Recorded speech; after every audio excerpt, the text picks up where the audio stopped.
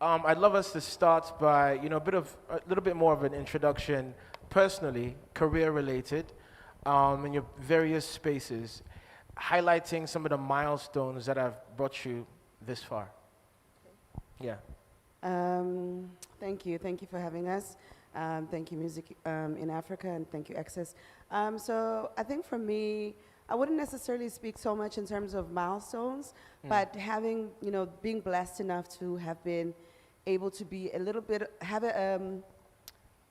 to have experience in a little bit of everything within the music industry circle and value chain, I started off from being a project manager for events in the eventing space, doing festivals, Joy of Jazz festivals in South Africa, and then moving to the record label side before we became digital, selling cassettes and CDs before I show my age. But being able to at least enjoy a little bit of everything within the value chain, artist management, label management, and then moving into music publishing, music supervisory, and then now coming back full circle and being back on the master right side and being able to now, learn a new way of being able to take that music to the world. Wonderful. Thank you so much. Thank you. Can you hear me? Yes, hi. A little bit of a different journey. So my name is Hilary from Boomplay. We pretty much started on the digital aspect of everything. It was pretty much new when I had joined Boomplay back in 2017. It was a matter of having to educate the audience and the artists in terms of making sure, taking that music as a business type of thing. So for the artists to take it in that seriously, and for the audience to also take that initiative. You have a favorite, but what do you contribute also to more other than just being a fan? So we've done that. It's been different. It's been a different experience, different online and offline campaigns, a lot of growth in user base in Tanzania, and as well as the other countries that we have offices in, Nigeria, Ghana, and Kenya. So it's been a wonderful journey for the past 6 years, and going forward, looking forward to more as well. Nice. Thank you very much. Nontando? Okay, am I audible? Yeah. Can you guys hear her? Nice.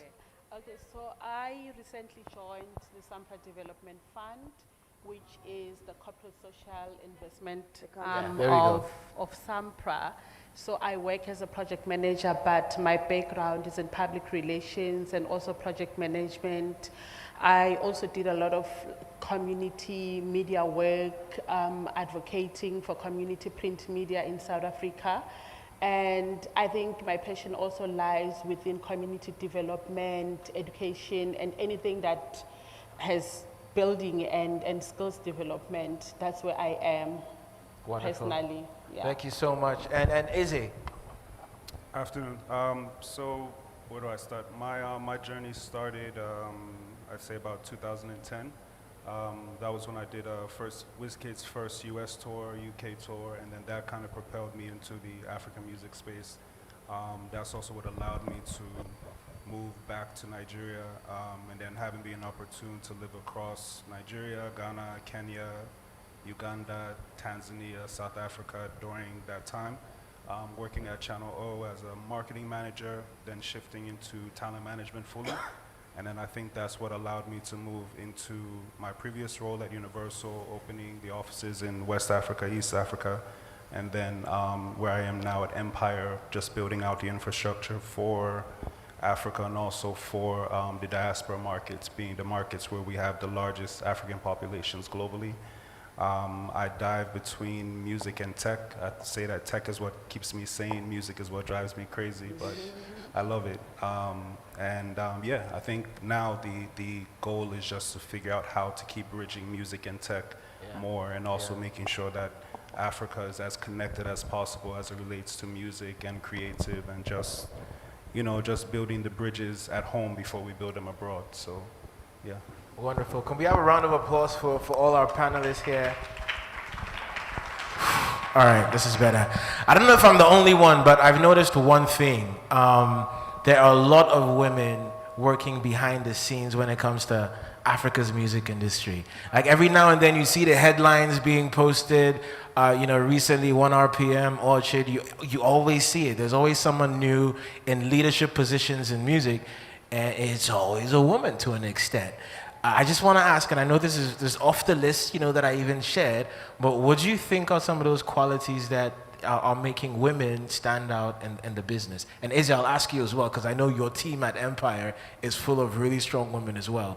But yeah, you could start off with that.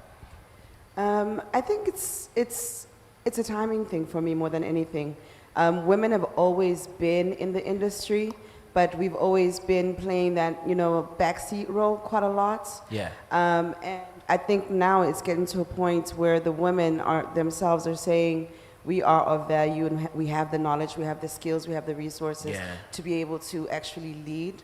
And it's just that time where we can be able to be given those opportunities to be able to show that we can. Yeah, like you're tired of the BS, we're taking control, we're gonna do it ourselves. Anybody else wanna say something to that before I move to Eze? I think you can move to him because Eze, okay, Eze, good. I Mpumi's sentiments as well. Same. So yeah, you can move to him.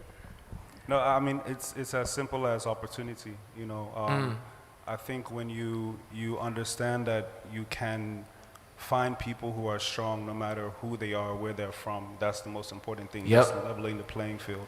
At Empire, our team is 70% women. 70%? Yeah. 70% women? Yeah, even globally, our team is 55% women. Wow. Our president is a woman.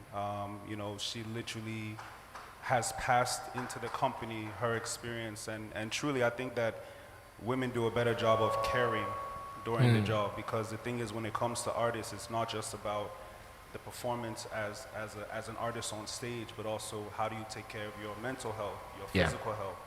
Those things impact how you create. So I think having that balance is actually, even with our team, has kept us balanced, because men see things one way, women see things the other way. Together, you make it work, you get to the right place. So I tell you. it.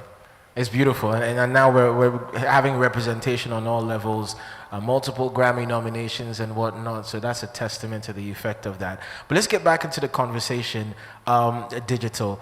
Mpumi, you were talking about, being in an era or moving from an era where you were selling cassettes, CDs, to powering what is now streaming, both audio and visual. But let's talk about some of the transitions, the challenges that you yourself experienced within that switch, from that to this digital era.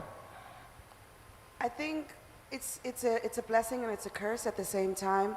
Moving into the digital era, and especially COVID, I feel kind of skyrocketed the movement, especially for Africa. Yeah. So it amplified that movement, but then it amplified it in a way where we weren't ready yet. Yes. We're still dealing with our audience not having, proper infrastructures in terms of data, network, service, all of those type of things. But at the same time, it is now open the playing field. It's leveled the playing field.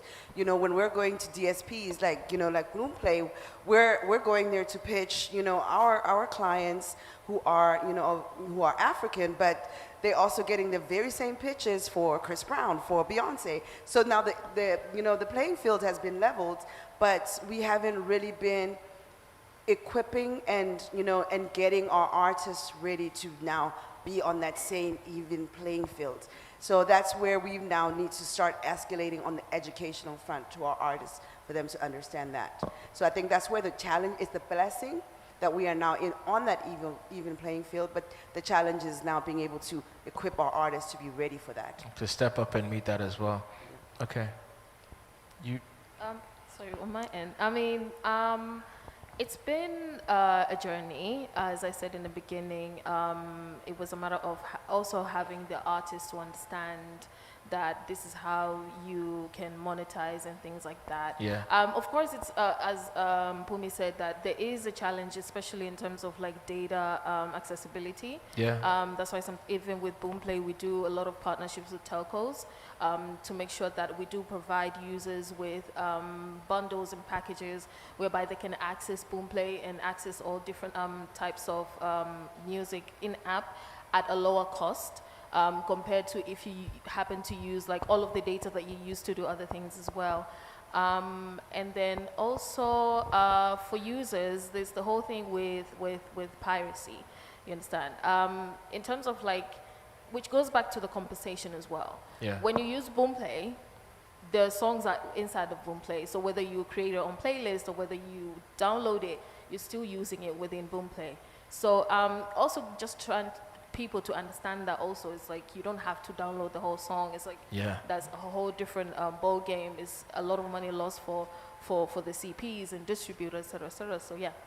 I don't know what it was like in Tanzania, but especially in Ghana, it took a while for a lot of the bloggers to understand and accept and take down music that they used to upload for free, because even the artists were in support of it. The artists would send their music to the bloggers to upload to these sites for free, and now you're telling us no, go through the platforms, go through, Boomplay, Audiomack, Apple Music, eventually Spotify, Aftown, and the rest. But it was difficult on our side. What was the transition like for Tanzania, and what is it like now? Are you still have a lot more people, pushing for free downloads and that side of things, or it's more of support for your streaming communities now? It's still a work in progress, I have to say. Yes, in the beginning it was very difficult, especially with the bloggers, as you've said, and we had to take the initiative to also educate those bloggers and partner with them and make sure that when you have a new release, make sure you're telling your audience to go on Boomplay and make sure they're streaming. So for the most part now, we do have a lot of like people using streaming platforms, especially Boomplay. But there is still that thing of downloading it, maybe like through YouTube or something, and then forwarding it to other. That aspect is still there, and there's still that aspect of even some artists even having their songs on a flash. I have experienced that a lot as well. So it's still a work in progress, I have to say. We have come a long way since like 2017 when we started, and we still continue to push that through different campaigns. So I think for the most part, we can continue pushing and educating both artists and users. So it's not about like you distributing your song via MP3, going all the way out there, but there's so much that you can gain by having your content on Boomplay. Yeah. Let's test. I don't know how many artists are here with us this evening. Any Tanzanian artists here? Are you guys on Boomplay? Yeah? Yeah, I like those hands up. Okay. Nontando, let me ask you, when it comes to, royalty monitoring and collections, we've literally moved from, just having to monitor, radio stations and traditional, media, to now possibly, and I don't know how it works now, but monitoring platforms online. But tell us a bit about that transition as well from your side of things.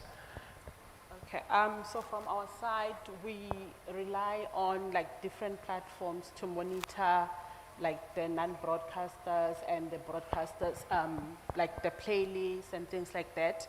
So we look into, what is it? Boomplay?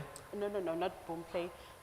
The iTunes, we look, we depend mostly into iTunes and Spotify, because most of our people that we service or we represent, like your recording artists and record labels that makes them music.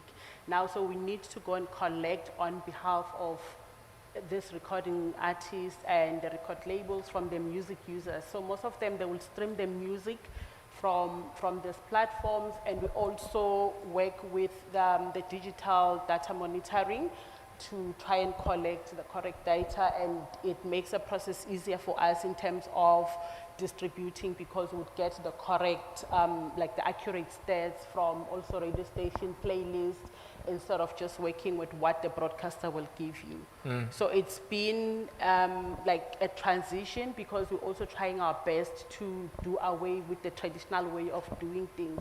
So we're moving everything into like the digital platforms, getting the stats from all these organizations, and also working with other CMOs like across the world, and also multinational radio station, record labels that would then share all this information, like in all these digital platforms, for us to be able to accurately distribute to our members. Nice. I think later on, what I'd love to know is if in the current system, and this digital era, there are any loopholes, and what possibly you guys are doing to plug those in. But I'd like to move on to Eze now. And Eze, with digital came access, opportunities, and a lot of interest into Africa. I mean, in the last I'd say 5 years, not even 10, I've seen 1 RPM, amp their distribution efforts in Africa. We've seen Spotify launch campaigns from SA to Ghana. They had this huge, marketing campaign in Ghana that took us by storm. We've seen Audiomack, get into the system. We've seen Boomplay launch in Ghana. Billboards everywhere from Ghana to Nigeria. I hear they're doing francophone countries now. And we saw Empire, get into the space as well. My question is, why? What did you guys see? And what was the effect of what you saw? Like, what's in the pipeline that's excited so many companies that's making them come to Africa and invest? I think every company has a different approach, right? But I think ultimately the answer is truly Africa is right now. We are opening so many doors across so many spaces, across so many genres. If you think about what's happening across the continent, it's not just music. It's also the fashion side. It's also sports. It's also film. It's so many doors that are opening in parallel that are really pushing the whole culture forward. Because when you think about what happened with, let's say, the Caribbean markets and with dancehall and reggae, a lot of what allowed that music to live in our lives was the culture being pushed into our lives, not just the music. So whether it was the slang, the lingo, the food, whatever it might be, these things are moving with the music. The same way that when we look at the diaspora markets now, we see the areas where there are large populations of East Africans and West Africans, be it the UK, Canada, US. They're moving the culture, which is also moving the music.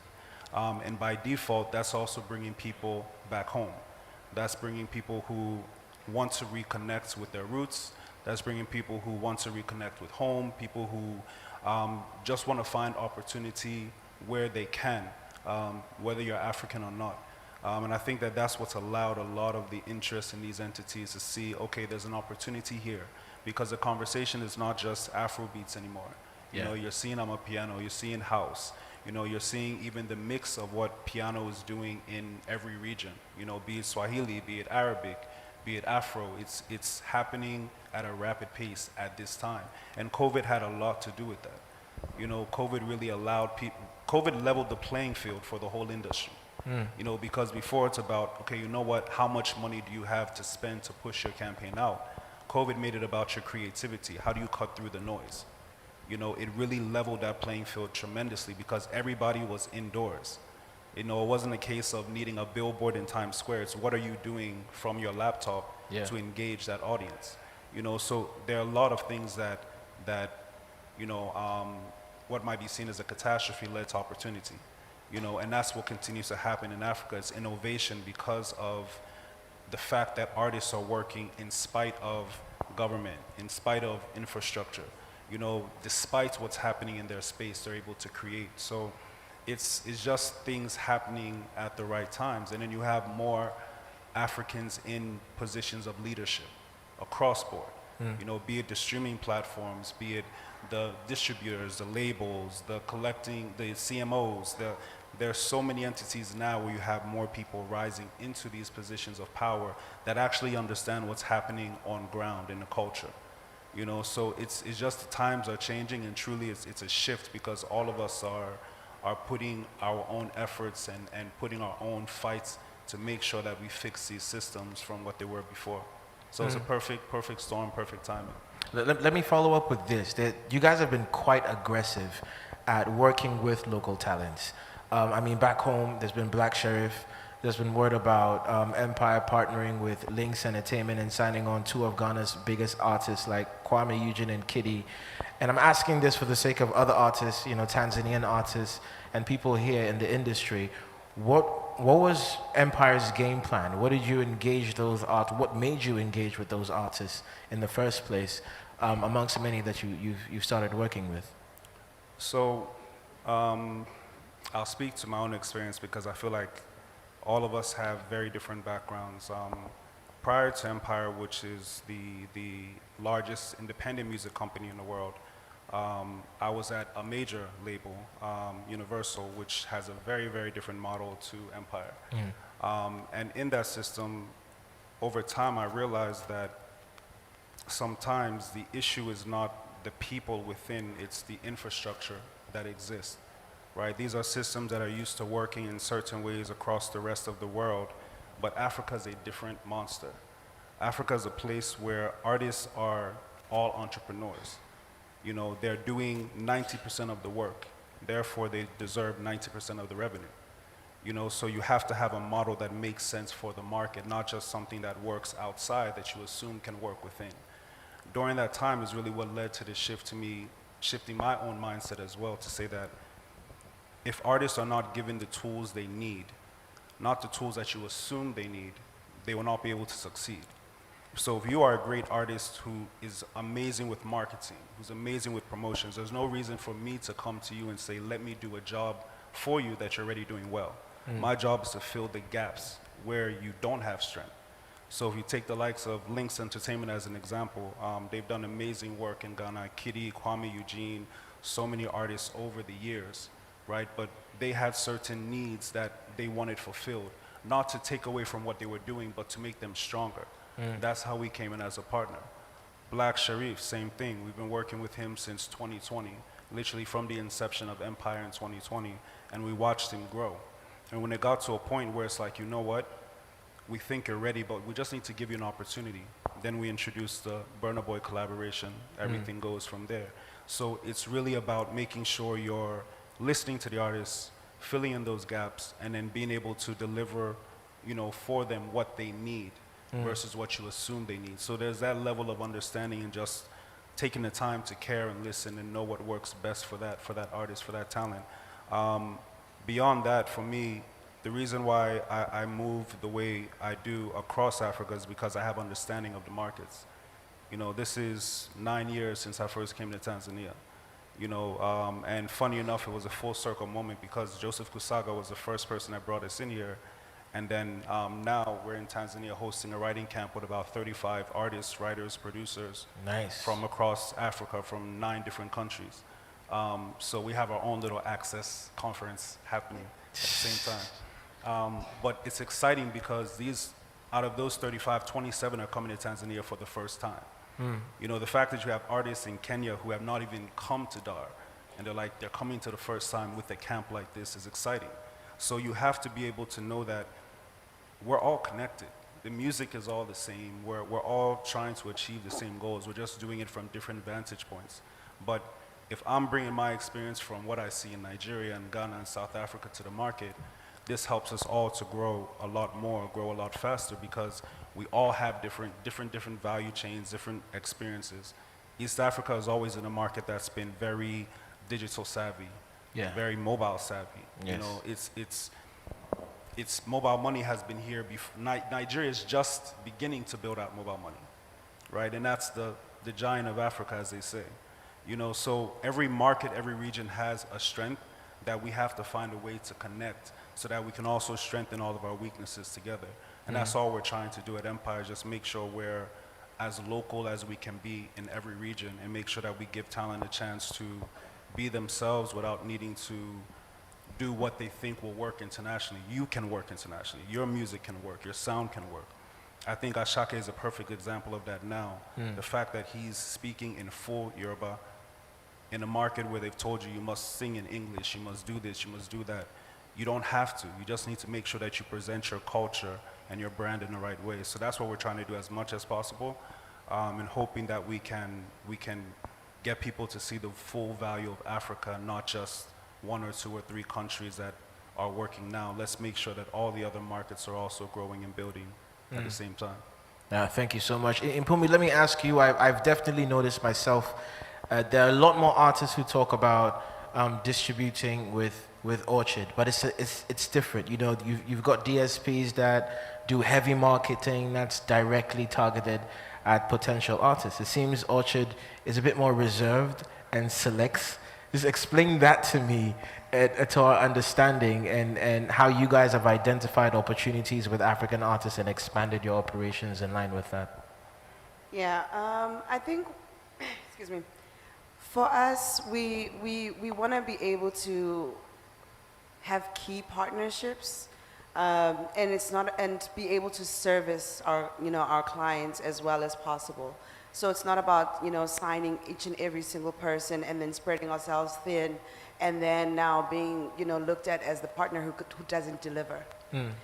So it's important for us to be able to say, okay, this is what we can do with you. This is how we feel we can work. This is how we can amplify your work. And this is what we believe in.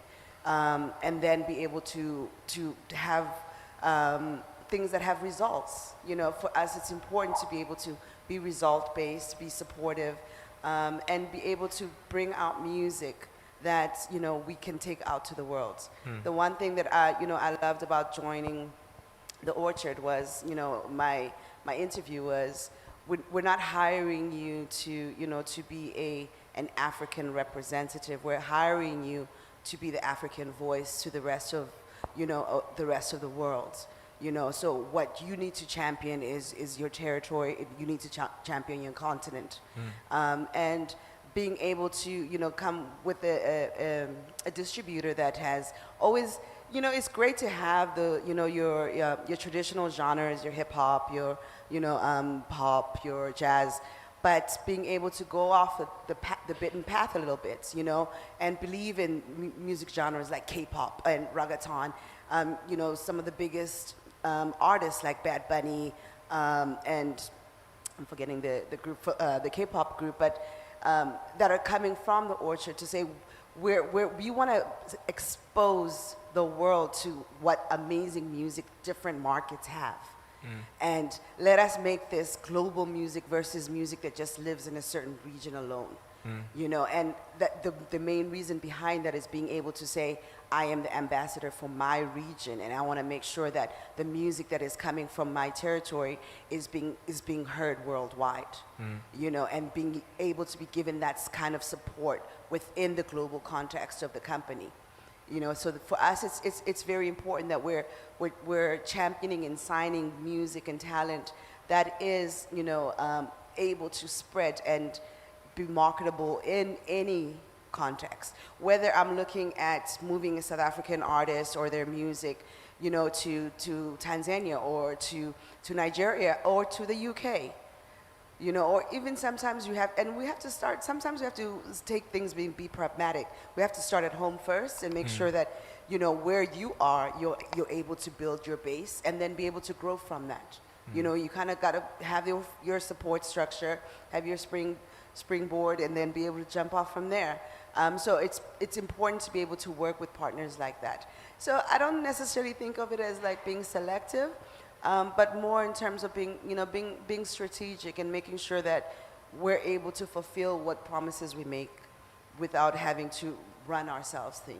So say I was an artist, like many artists here, and specifically heard of Orchard, wanted to work, with them, try them out. What are you looking out for in me, the artist, and what do you bring to the table?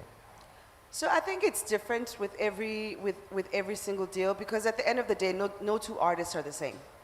And we don't believe in, being a cookie cutter company where we say, the deals that work in Brazil are the deals that are going to work in South Africa, or the deals that work in South Africa are going to be the deals that work in Lagos.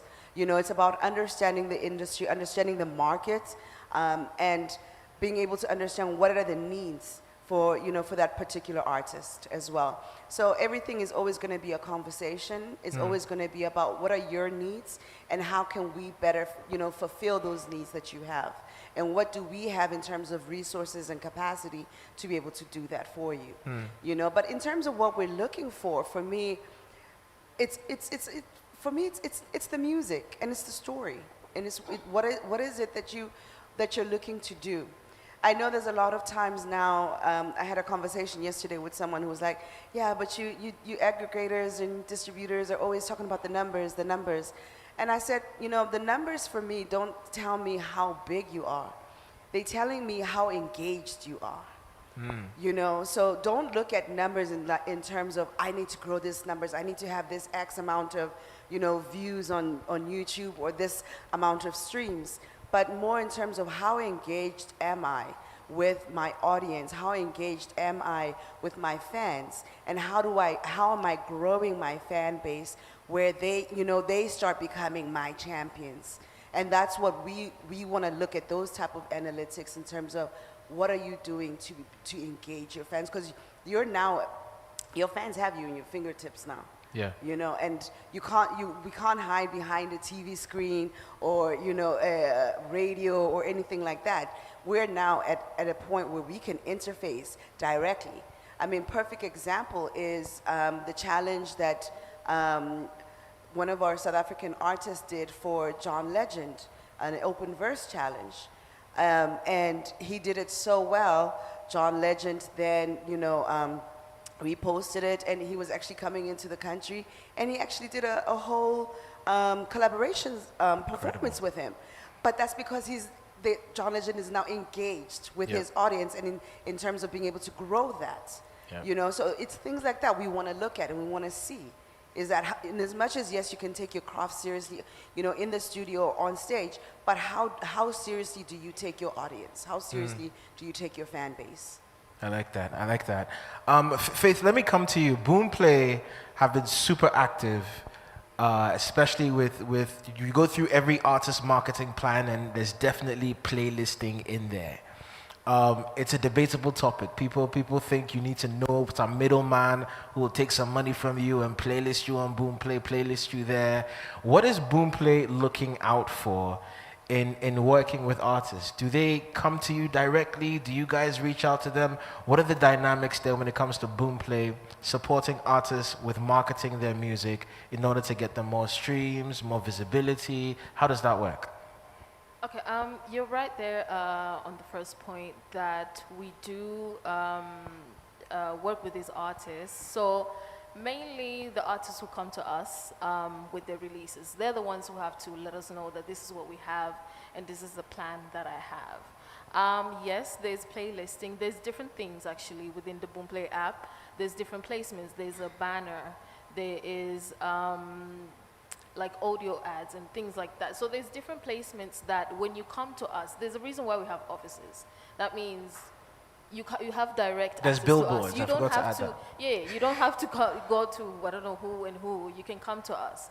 You understand? And then we can adjust we have different resources. So regardless whether it's within the app or if it's social media or if it's any campaign that we have coming up, whether it's offline, that means we can work together with your existing plan on what you have in place. So when you come to our office, that's when you can get full information in terms of like, okay, what do you do if I want to be on this certain playlist, or if I want to be posted on social media.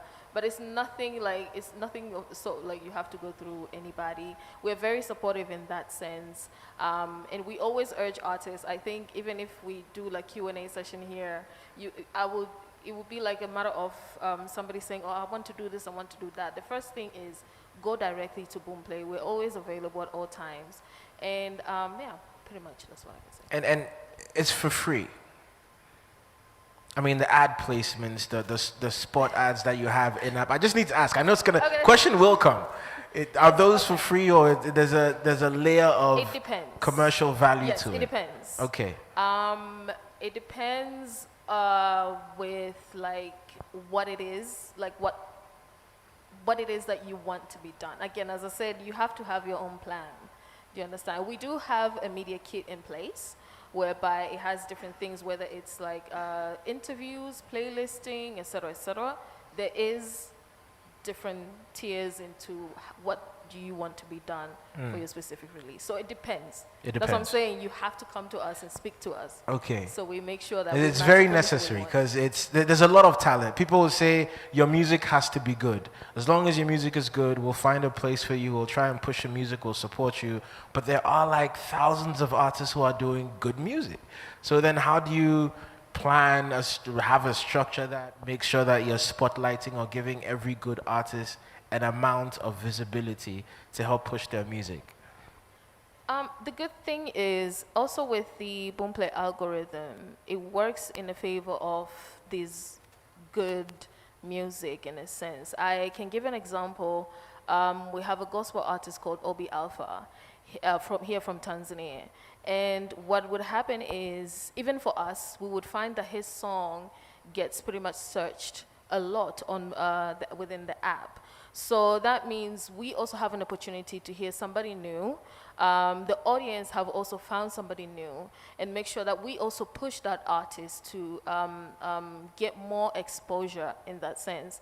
And with regards to Obi Alpha, we had engaged with him and spoke to him, and we made sure that, you know, he had like a future plan there, because he was always like, oh, I wanted to come to Boomplay, but I didn't know what to even say. But as soon as he made sure that his music spoke for itself, the audience embraced it, and we made sure that to push it a little bit more and use more of our resources to make sure that he goes up high up there, and he reached to like top charts in Tanzania and top charts in gospel in Africa overall. So I believe with like different plans in place, and the artists themselves, not to be shy to come and reach out. Come to us, have us listen to what you have going on, and then we can make sure like we do something together. Nice, Yeah. thank you so much. Thank you. Nontando, let me come to you. A big source of revenue that a lot of people say African artists ignore is revenue from royalties. What would you say? And a lot of young artists just ignore it because they think it's small. You know, what am I chasing it for? What am I signing up for? But what would you say is the checklist for record labels, management agencies, but most importantly, the artists, to make sure that people like yourself, institutions you represent, can represent them and follow through and collect their royalties? Okay. So with SAMPRA, we have a portal that was designed for record labels and recording artists, that they can register, create a profile to register their music. So what you need to do is you'd register all your songs, so you'll notify us of the songs that you've worked on, songs that you've contributed on, even if it's not like your own song, but where you were featured. So you would need to register that, have the correct codes. You need to have your ISRC code that you'd need to load into the SAMPRA portal, which is called the SAMPRA Connect. So it is a very effective site for any other person. It's easy to use. Just your details, the songs that you've worked on, your physical address, and most importantly, your proof of banking details. You need to have them in hand once you register, because if you do not have them, then the system won't allow you to move to the next stage, because this is important for any other artist or record company to know and register, so they can earn their share in terms of the royalties on the songs that they've contributed on. So as soon as a song that you've worked on is commercially published or it's getting all the airplay, go and collect your money. It doesn't matter how small or big the amount is, but the fact that you have contributed into making that song, and it is making money through either performance or any other thing. So it's key that they can go and register. With how things are open now, in the digital space, let's say I'm a Tanzanian artist, I'm pushing my music online, I've got a fan base in South Africa, they're listening to my music, they're also engaging with me on social media. Does SAMPRA cover that? Like, how does that work? How do I make sure that's happening there? And if there's a South African artist who's being pushed in Tanzania or in West Africa, they're also getting theirs collected. How are the dynamics there working? Okay, so with that, we need to be like in a relationship, like a forged working relationship with a CMO that is based in Tanzania, collecting also needly timed rights the same way that we do as SAMPRA. So that's the only way that the money will be channeled to the artist that is based this side if the music now gets played in South Africa. Because remember, we are in South Africa collecting in South Africa. Just for South Africans? Just for not only South Africans, we also collect on behalf of other artists that are non-South Africans but have the permanent residency in South Africa. So we don't collect money for you here to say, oh no, we'll have to take the money back to Tanzania to you. Only if you are based in South Africa and you are registered with us at SAMPRA Connect, you are a member of SAMPRA, then you qualify to earn the royalties. So they can be paid direct to your bank account. Okay, and it's the job of whoever's collecting for Tanzanian artists to liaise with you and make sure, okay. Yes. Okay. So if, for instance, let's say you have an artist that is based in South Africa but is non-South African, Yes. now they decide to come back this side, but they've always been a member of SAMPRA, then they will continue to earn the royalties because the music has probably been made from South Africa, and the primary beneficiaries of the music are South African people that are based in the country. And your banking details and everything else, it's registered while you were in the country.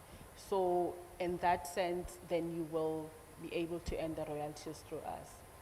Is there a plan in place? Because it seems the lines are a bit blurred now in this digital era. I could have a radio station anywhere in Africa that's mobile. Anybody has access to it.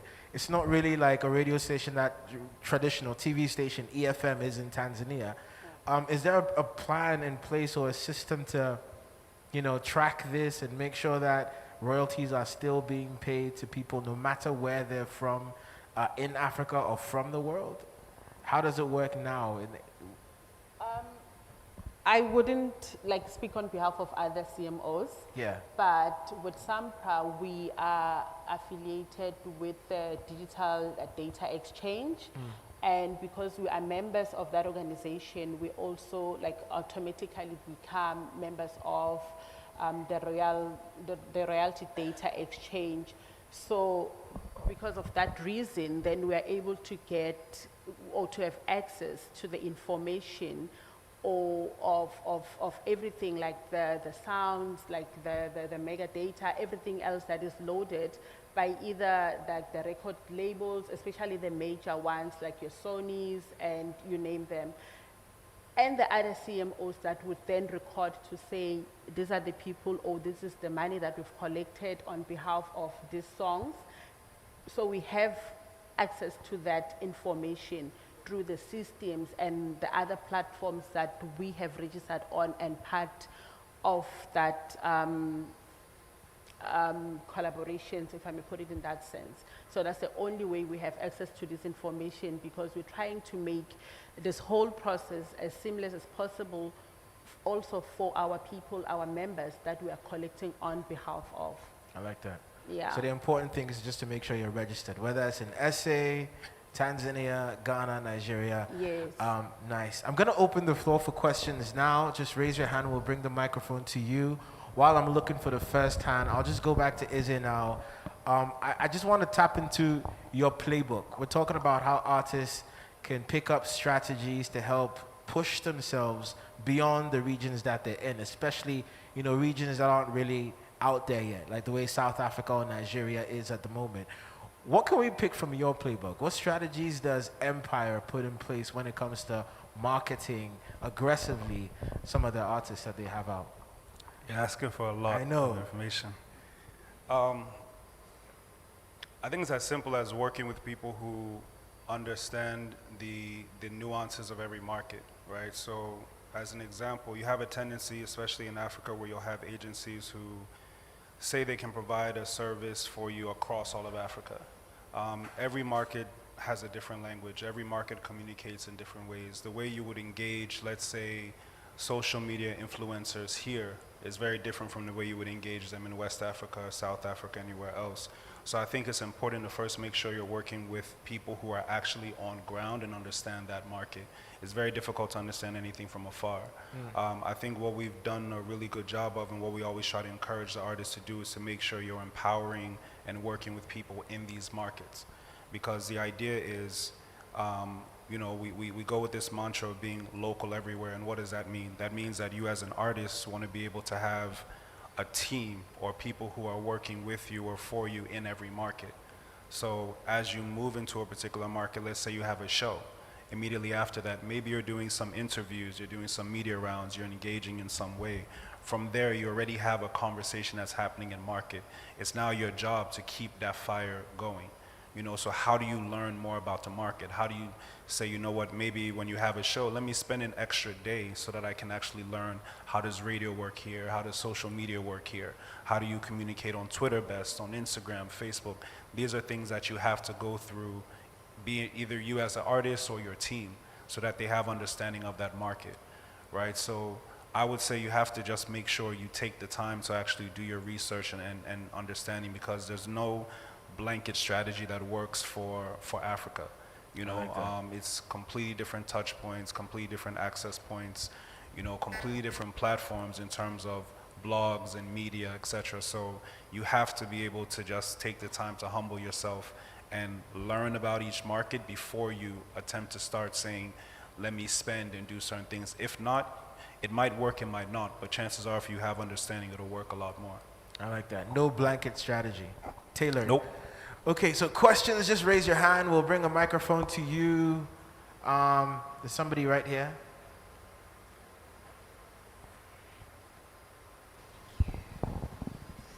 Hi guys, thank you very much. It's been a really informative panel. I'll try and keep it brief. I was wondering in terms of, because I think it was you, Mpumi, who said that we can now directly engage artists on social media, things like that. You know, there isn't necessarily that gap between people who are producing music and people who are consuming music.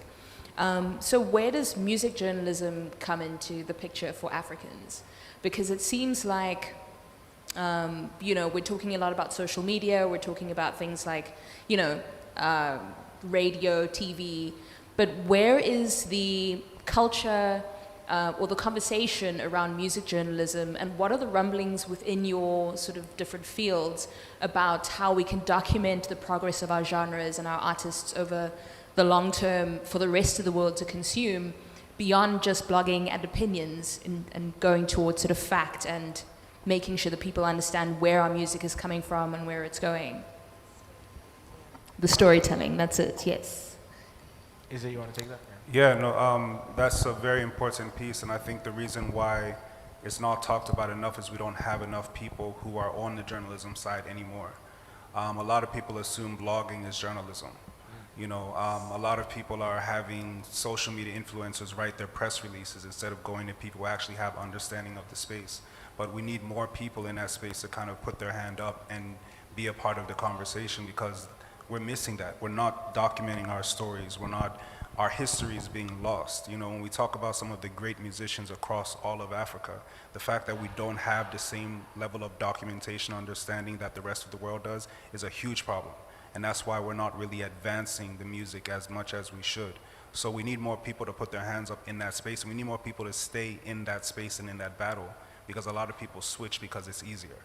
You know, a lot of people, they want to make quick money, so they're going to become influencers. Suddenly their bio changes, they're doing this, they're doing that, they're losing that journalism, and that's a big part of what has really failed us on the continent. But I will say that the artists also have responsibility in that too, because they also have to be willing to allow journalists at home to engage with them, because a lot of them will much more easily engage with journalists from the UK and US and give them those stories versus the people at home. Some are willing to do it, but finding those few within the many that just say no because maybe they don't want to be that vulnerable, or they don't want to put certain things out there, they're forgetting that that's being very short-sighted, and many of them find out much later that they missed a lot of opportunity in that regard. You know, so I think it's both sides. We need more people who are bold enough to take that on and really champion that and own it. And we also need artists to understand that this is part of your legacy, and this is part of the conversation you want to have with the rest of the world. And one other thing too is that, you know, a lot of us, because of the roles we play, we are always zoomed into the conversation. We're always on ground. We need people who can kind of go into the penthouse from an aerial view and kind of survey what's happening in the entire scene. You know, individual artists shouldn't be the conversation. It's what are these genres of music doing? You know, what does it look like to have different sounds and different movements and cultures that are being born now across Africa? The fact that artists are able to say, you know what, I don't want to make Afro pop anymore. I want to make R&B. I want to make country. I want to make folk. I want to make different sounds. Who's documenting that? You know, so the stories are there. It's just that if people are not willing to come to the table and sort of do the real research and not the social media research, we're not going to be able to really achieve much. So, you know, I think it's more for you and your colleagues to step up and say, you know, like, let's really get behind, let's sit down with this artist, let's explain to them why they need to, you know, have some level of journalism and documentation, not for us, but for the future of the industry. Thank you. I've been told my time is up. It's a bit weird. I'm on the flip side. I do want to say one more question. So one more question. Okay, if not, then I'm just going to ask for our closing remarks. I'll start with you, Nontando. Closing remarks, artists out there, music creators, people in the music business, what can they do? Amplifying their voice, making sure they take that next step to bettering themselves. I was asking closing remarks from you with regards to this particular panel discussion. Oh, okay. Closing remarks from myself will that be, please check us out on the SAMPRA website and the SAMPRA development page. There's a lot that we do in terms of artist development, financial support through music production, travel and touring. I think that's one of the reasons why we are here today. We've sponsored Shoma Jose's travel to come and perform here, because when the artists from South Africa, they go and do this touring, it's not only about them and their music, but also promoting the South African music and culture. So we are very much big in terms of artist development and supporting them financially. Even if they want to stage their own live events, we are always available to support through the SAMPRA Development Fund. And please also, they must register with SAMPRA Connect to earn their royalties. Nice, thank you so much. Faith? Yes, closing remarks for myself and on behalf of Boomplay is that this is all out to artists and content providers, is that don't be afraid to come to us. We're very much here. We're here for a reason. We have set up an office for a reason. We have different resources that we can support with any plan that you have in place. There's a reason why we also take part in ACCESS, and we've been very happy to also take part this year and many years beforehand and years to come. So closing remark is that we're very supportive.